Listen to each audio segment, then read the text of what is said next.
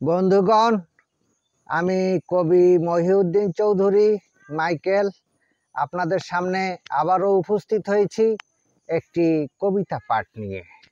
আমার আজকের কবিতার নাম প্রয়োজনে প্রিয়জন। আমার কবিতাটি আমি আজকেই লিখেছি 16/9/2024 খ্রিস্টাব্দে। পাঠ করছি।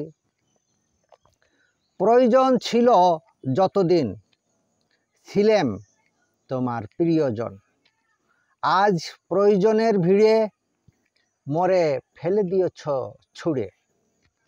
ধরার কোটি মানুষের ভিড়ে সকল বাধা বিঘ্ন ছিঁড়ে।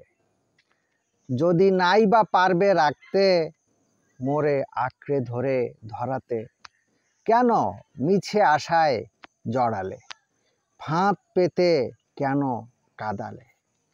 মোর হৃদয়ে রক্তক্ষরণ তোমার স্বার্থের কারণ। তোমার হৃদয়ের অনুভূতি বহু আগে দিয়েছে আত্মাহুতি। তুমি দেখতে মানব সন্তান, কিন্তু হৃদয় শূন্য পালোয়ান।